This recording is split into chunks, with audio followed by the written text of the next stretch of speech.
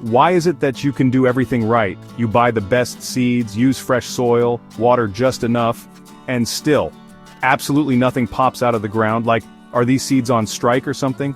Could they actually be dead? Or worse, is it you? What if I told you that most people kill their seeds before they even have a chance to live, and they don't even realize they're doing it? What if your seeds are silently screaming for help, right now? You're about to find out the 5 most common reasons your seeds aren't germinating, and no, it's not just bad luck. Each one has a sneaky way of disguising itself as something harmless, which means you could be making these mistakes without even knowing it. But once you understand why this keeps happening, something amazing will click, and suddenly, you'll be sprouting seeds like a gardening wizard. So now the real question is, are you ready to find out what's really going on beneath that soil?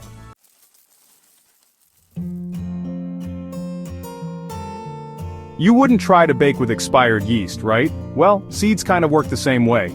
A lot of people don't realize that seeds are living things. They may look dry and lifeless, but inside, they're just waiting for the right moment to grow. The problem is, they don't wait forever. Over time, the inside of the seed, the embryo, starts to dry out, break down, or lose energy. That means even if you plant them perfectly, they just don't have the power to push through the soil anymore. Some seeds, like onions or parsley, lose viability in just 1 year. Others, like tomatoes or beans, can last 3 to 5 years if stored well. So what can you do? Check the date on your seed packets. If it's older than 2 seasons and hasn't been stored in a cool, dry place, it's probably lost some of its spark. Want to test them? Lay 10 seeds on a moist paper towel, seal it in a plastic bag, and wait 5 to 10 days. If fewer than 5 sprout, it's time to say goodbye and get fresh seeds. Because here's the thing. Old seeds don't just waste space. They waste hope, and your garden deserves better than that.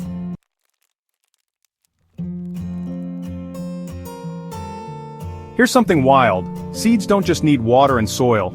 They need the right temperature too. That's right, just like people, seeds have comfort zones, and if the soil is too cold or too hot, they'll either stay asleep or give up entirely.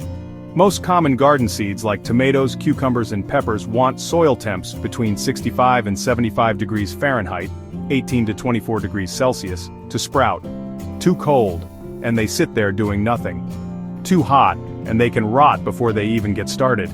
That means if you're starting seeds early in the season or inside a chilly garage, they might not be growing because the soil's just not warm enough. The fix?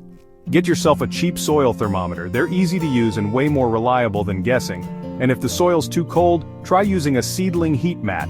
It's like a warm blanket that helps kickstart germination. On the flip side, if you're gardening during a heat wave, consider shading the soil or moving seed trays indoors to cool down. Because here's the truth.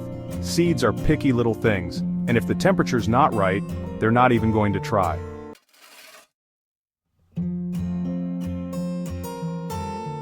Here's the tricky part. Seeds need just the right amount of moisture to wake up.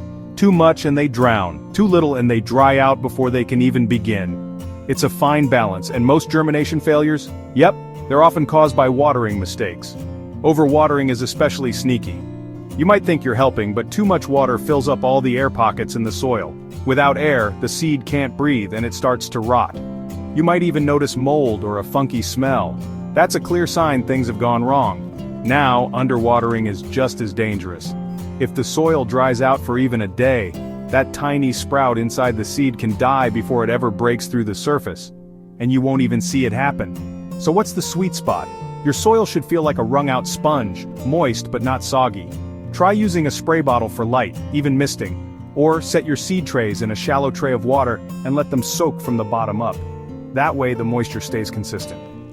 Because here's the bottom line. Water is life, but only when it's just enough, not too much.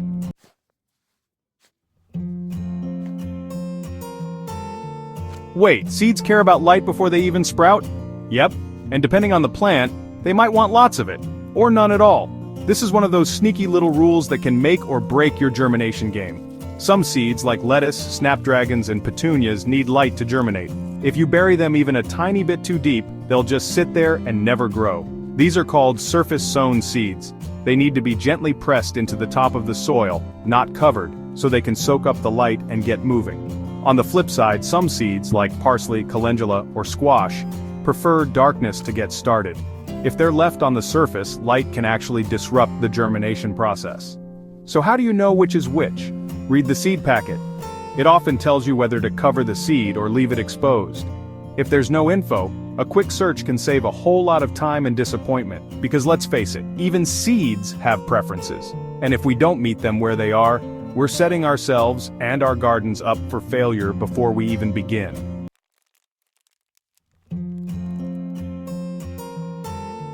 Here's something most new gardeners don't think about: seeds need to breathe. That's right, germination doesn't just need warmth and water, it also needs oxygen. And if your soil is packed too tightly, that air can't get in. When soil is overly compacted, especially heavy clay or reused garden soil, it turns into a suffocating blanket. The seed can't absorb the oxygen it needs, and instead of sprouting, it just sits there, slowly dying. Even if you've got everything else right, good seed, perfect moisture, ideal temperature, poor soil structure can stop germination cold. The fix? Use a light, fluffy seed starting mix, not regular potting soil, and definitely not outdoor dirt. Seed starting mix is made to hold just the right balance of moisture and air. Want to level up? Add some perlite or coconut coir to improve aeration and drainage even more. And don't press down the soil after planting. Just gently tap it to settle the seeds in place. If it feels like you're planting in a brick, it's too tight. Remember, even the tiniest seed needs space to breathe and grow. Give it that gentle, airy foundation and it'll do the rest.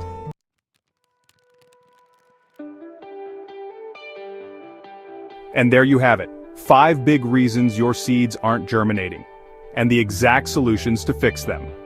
Now that you know what to look out for, imagine how much easier your next planting session will be.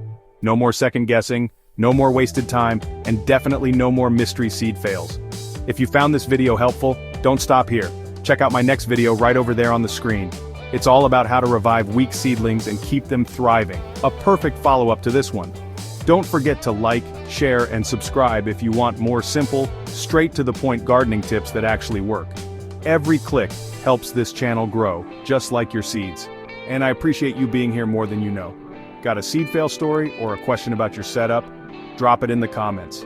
I read every single one, and I love hearing from you. Thanks again for watching, and I'll see you in the next video. Until then, may your soil stay fluffy, your seeds stay sprouty, and your garden dreams keep growing.